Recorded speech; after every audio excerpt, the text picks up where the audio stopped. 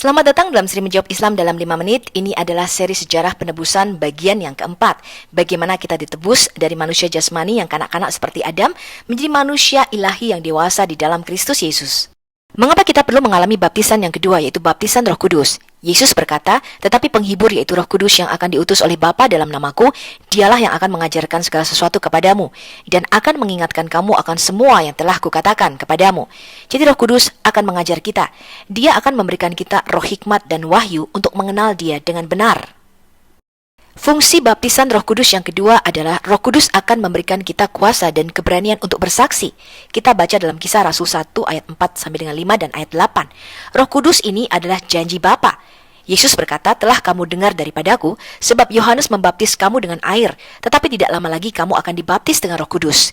Dan Yesus berkata, kamu akan menerima kuasa, dunamis, kalau Roh Kudus turun ke atas kamu, dan kamu akan menjadi saksiku di Yerusalem dan di seluruh Yudea dan Samaria dan sampai ke ujung-ujung bumi.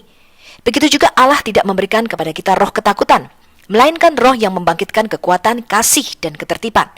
Jadi fungsi baptisan Roh Kudus yang kedua adalah supaya kita diberikan keberanian dan kuasa untuk bersaksi, dan Roh Kudus juga memberikan karunia untuk bernubuat dan membuat tanda-tanda mujizat. Yang ketiga, Roh Kudus memeteraikan dan menjamin keselamatan kita sampai Yesus datang yang kedua kalinya.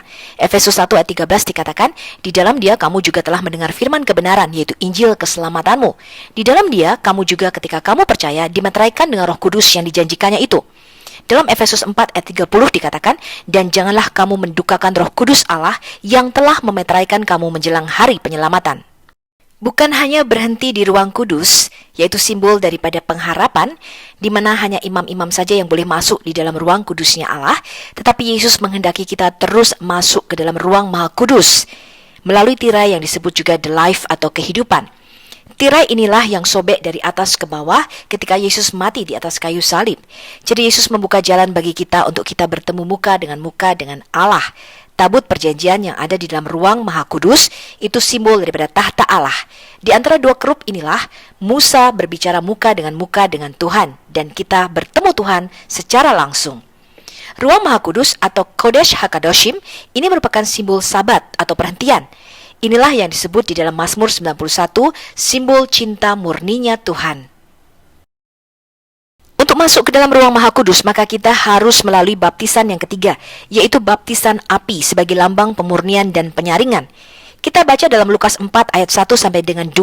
Setelah Yesus dibaptis di dalam air oleh Yohanes Pembaptis di Sungai Yordan, kemudian Yesus keluar dari air dan Roh Kudus turun ke atasnya sehingga dia diurapi, dipenuhi dengan Roh Kudus. Maka Yesus yang penuh dengan Roh Kudus kembali dari Sungai Yordan dan dibawa oleh Roh Kudus ke padang gurun. Di situ dia tinggal 40 hari lamanya dan dicobai iblis. Selama di situ Yesus tidak makan apa-apa dan sesudah waktu itu dia lapar. Baptisan api adalah keserupaan kita dengan Kristus dalam memikul salib, menyangkal diri, dan mematikan perbuatan-perbuatan daging. Yesus berkata bahwa setiap orang yang mau mengikut aku, dia harus menyangkal dirinya dan memikul salibnya dan mengikut aku. Karena siapa yang mau menyelamatkan nyawanya, dia akan kehilangan nyawanya. Tetapi barang siapa kehilangan nyawanya karena aku dan karena Injil, dia akan menyelamatkannya. Apakah gunanya seorang memperoleh seluruh dunia, tetapi dia kehilangan nyawanya? Karena apakah yang dapat diberikannya sebagai ganti nyawanya?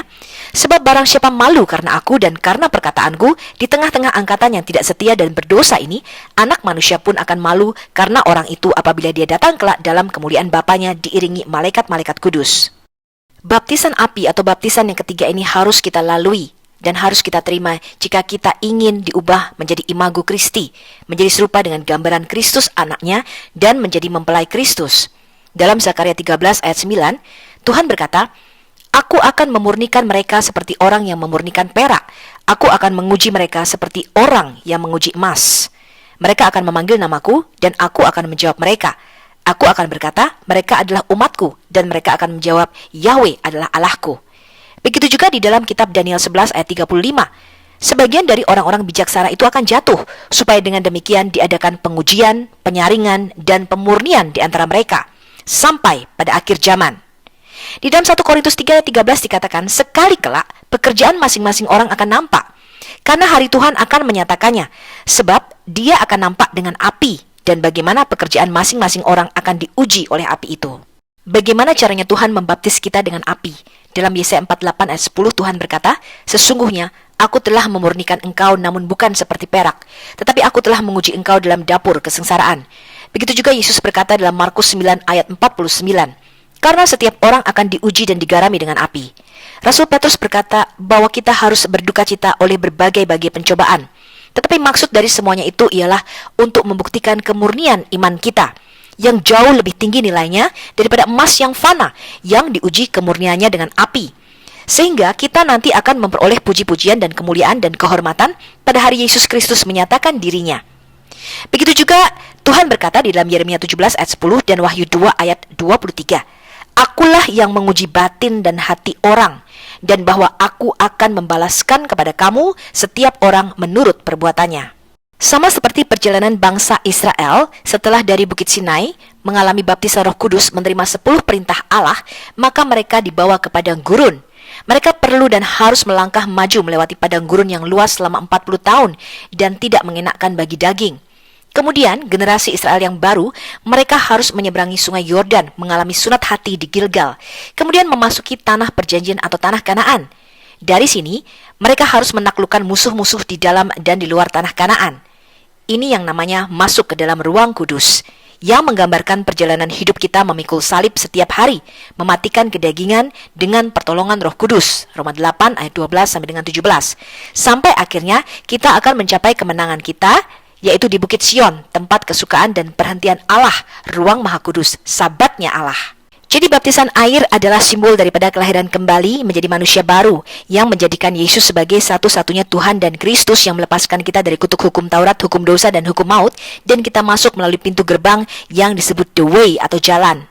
Kemudian kita akan masuk ke ruang kudus melalui tirai yang disebut the truth atau kebenaran, dan kita harus melewati baptisan Roh Kudus yang memulihkan hubungan atau relasi kita dengan Bapa dan memberikan kita keberanian untuk masuk ke dalam hadirat Bapa.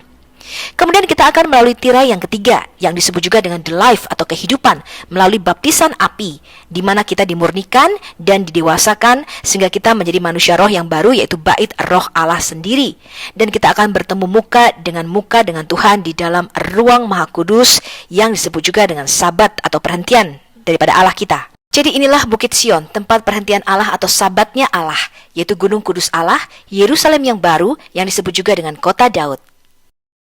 Perjalanan bangsa Israel di padang gurun menjadi satu pelajaran bagi kita. Mereka semua tidak tahan ujian dan cobaan. Mereka tidak tahan di dalam baptisan api ini. Sehingga dikatakan bahwa tidak satu pun dari mereka dapat masuk ke dalam tempat perhentian Allah di Bukit Sion. Mereka semuanya mati di padang gurun. Sehingga hanya generasi baru dari bangsa Israel lah yang masuk ke tanah perjanjian. Di dalam kitab Ibrani dikatakan, seperti yang dikatakan oleh Roh Kudus, pada hari ini, jika kamu mendengar suaranya, janganlah keraskan hatimu, seperti dalam kegeraman pada waktu pencobaan di padang gurun, di mana nenek moyangmu mencobai aku dengan jalan menguji aku, sekalipun mereka melihat perbuatan-perbuatanku, 40 tahun lamanya. Itulah sebabnya aku murka dengan angkatan itu dan berkata, selalu mereka sesat hati, dan mereka tidak mengenal jalanku, sehingga aku bersumpah dalam murkaku, mereka takkan masuk ke tempat perhentianku. Siapakah mereka yang membangkitkan amarah Allah, sekalipun mereka mendengar suaranya? Bukankah mereka semua yang keluar dari Mesir di bawah pimpinan Musa? Dan siapakah yang ia murkai 40 tahun lamanya? Bukankah mereka yang berbuat dosa dan yang mayatnya bergelimpangan di padang gurun? Dan siapakah yang telah ia sumpahi bahwa mereka tak akan masuk ke tempat perhentiannya? Bukankah mereka yang tidak taat? Demikianlah kita lihat bahwa mereka tidak dapat masuk oleh karena ketidakpercayaan mereka. Shalom dan sampai jumpa dalam video berikutnya.